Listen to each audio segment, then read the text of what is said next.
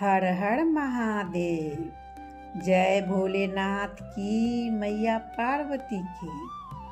दोस्तों, सावन शुरू हो गया है और हर सुहागन महिलाएं हरी चूड़ियां पहनते हैं। बहुत ही उत्सुकता के साथ, बहुत ही खुशी होके हरी चूड़ियां पहनते हैं, हरी बिंदी लगाते हैं, हरी साड़ी पहनते हैं। लेकिन ये चूड़ियाँ और बिंदी और साड़ियाँ किस दिन, अगर आप नए ले रहे हैं तो किस दिन खरीदना चाहिए और कैसे पहनना चाहिए, ये बहुत से सुहागन महिलाएं नहीं जानते हैं दोस्तों। इसलिए आप सब पूरी वीडियो देखें और पूरी जानकारी प्राप्त करें कि किस दिन हरी चूड़ियाँ और साड़ी बिंदी खरीदना है और कैसे पहनना है, जो आपकी सुहाग अमर रहेगा। आप सदा सुहागन रहेंगे, आपके जीवन में सुख समृद्धि सदैव बनी रहेगी, आपको संतान सुख प्राप्त होगा, आपका जीवन सुखमय बीतेगा। तो चलिए दोस्तों, मैं इस वीडियो के माध्यम से आप सबको बताने जा रही हूँ। लेकिन दोस्तों, वीडियो छोड़िएगा नहीं, बीच में पूरी वीडियो देखें और पूरी जानकारी प्राप्त करें।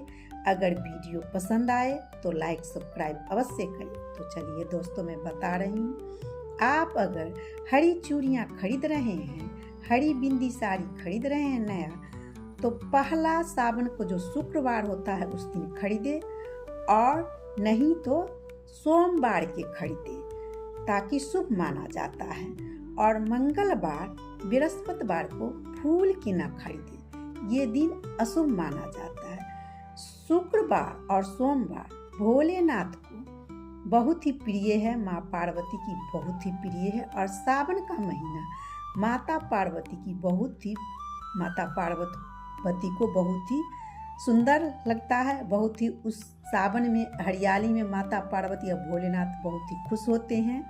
साल भर में एक बार आते हैं, एक महीना के लिए सावन में। तो दोस्तों, पहले जब आप चूड़ी बिंदी और साड़ी जो भी श्रृंगार के सामान खरीदे अपने पहनने के लिए, तो पहले माता पार्वती और भोलेनाथ को चढ़ाएं और चढ़ा के उनसे प्रार्थना करें। 2 मिनट बैठ के विनती करें, पहले पूजन करें, उसके बाद सारा जो आप पहनने के लिए लाए हैं वो चढ़ाएं और माता पार्वती से बोले कि हे माँ, मैं आपको चूड़ी, हरी बिंदी और अगर आप साड़ी या कोई हरी रंग के और भी कोई चीज़ पहनने के लिए लाए हैं, तो माता पार्वती को चढ़ाए और बोले कि मैं आपको चढ़ा रही हूँ।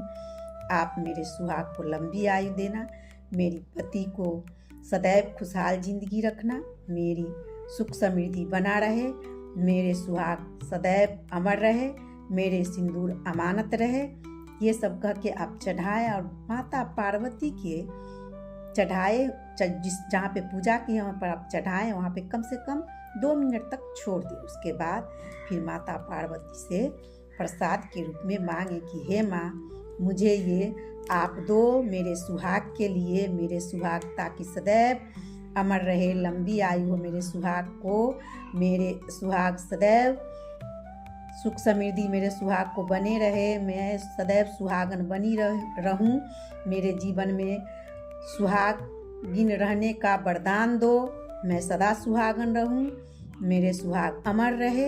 ये सब कह के फिर माता पार्वती से आराधना करके आप चूड़ी और बिंदी ले, और जो साड़ी या कोई कपड़ा लाए ले, फिर आप ग्रहण करें, उसको एकदम खुशी खुशी ग्रहण करें, कोई मन में कुछ रखे नहीं दुविधा, और एकदम खुशहाली से वो ग्रहण करें। उसके बाद अगर आप 16 सोमवार कर रहे हैं, तो पहला सोमवार को आप शिव मंदिर जाएं, वहाँ पे आप साबुत चावल का दाना जो अक्षत होता है वो आप दाहिना हाथ या बायां हाथ में रखें, एक हाथ में रखें और एक हाथ में आप बेलपत्र रखें और वहाँ पे 2 मिनट तक ध्यान करें, मौन करें। अब माता पार्वती और भोलेनाथ से कहे, हे भोलेनाथ, हे माता पार्वती, मैं 16 सोमवारी करने जा रही हूँ, मैं संकल्प ले रही हूँ कि इस सोमवार को आप स्वीकार करें और मैं जो मनोकामना से कर रही हूँ, जो आपको मन में मनोकामना लेके आप 16 सोमवार कर रहे हैं,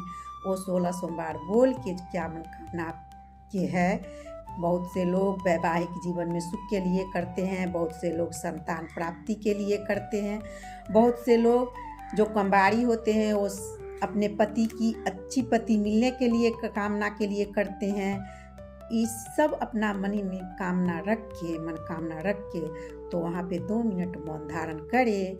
उसके बाद संकल्प पूर्ण हो जाए तो माता पार्वती और भोलेनाथ के मंदिर में, आप शिव मंदिर में गए हैं तो शिव मंदिर, अगर माता पार्वती को वहाँ पे नहीं है कोई मूर्ति तो शिव जी की मूर्ति है वहाँ पे जो शिवलिंग है, उस पे आप बेलपत्र रखे, अक्षत रखे और प्रणाम करके माफ़ी मांगे और कहे मेरी ये जो मैं सोमवार व्रत करने जा रही हूँ वो संकल्प मेरी आप पूरी करना और मुझे राज्य और सौभाग्य को रक्षा करना करके आप फिर आएँ और सोमवार व्रत का उस दिन से स्टार्ट करें। उसके बाद फिर आप सोमवार व्रत जब कर रहे हैं तो सोमवार व्रत के दिन शाम में शिव मंदिर जाके, या नहीं जा पाएंगे शिव मंदिर के निकट तो आपके घर में भी, आपके भी मंदिर में भी अब तो हर एक सुहागन महिलाएं चाहे हर एक व्यक्ति अपने घर में पूजा पाठ करती हैं, तो वहाँ पे भोलेनाथ जो मंदिर हो उसमें आप दीपक जलाएं, फिर वहाँ पे बैठ के आप सोमवारी व्रत का कथा सुनिए। कथा सुनने के बाद फिर आपको जो आप या फल फूल खाएं तो फल फूल जो आपकी इच्छा हो वो आप ग्रहण करें। और ये ध्यान रहे अगर 16 सोमवारी आप पूर्ण कर ली है तो 17वां सोमवारी को आप उद्यापन अवश्य करें 16 सोमवार का, क्योंकि 16 सोमवारी करने का फल बहुत ही महत्वपूर्ण प्राप्त होता है, बहुत ही अच्छा होता है अगर आप 16 सोमवारी को उद्यापन करते हैं 17वां सोमवारी के दिन। उस दिन आप फिर भोलेनाथ माता पार्वती को पूजन करें, या मंदिर जाएं या घर पर ही करें। उसके बाद अपना जैसे हो, आपको कन्या हो या सुहागन महिलाएं हो तो 7-9 को जमाएं, वहाँ पे खाना खिलाएं, या ब्राह्मण हो तो आप 7 या 9 ब्राह्मण को या कुमारी कन्या को या सुहागन महिलाओं को खिलाएं। और खाना खिलाने के बाद उनको कुछ प्रसाद और दक्षिणा देके तो वहाँ से जाने दें और उनको से आशीर्वाद आप प्राप्त करें और भोलेनाथ से क्षमा मांगे कि हे भोलेनाथ, मैंने आपको 16 सोमवारी की, आप मेरी मनोकामना पूर्ण करें, या पूर्ण हो गया मेरा मनोकामना, आप मेरे जीवन में सदैव खुशहाली रखना, मेरे सुहाग को अमर रखना, मुझे सुख समृद्धि और राज्य सौभाग्य सदैव बनाए रखना। हर हर महादेव।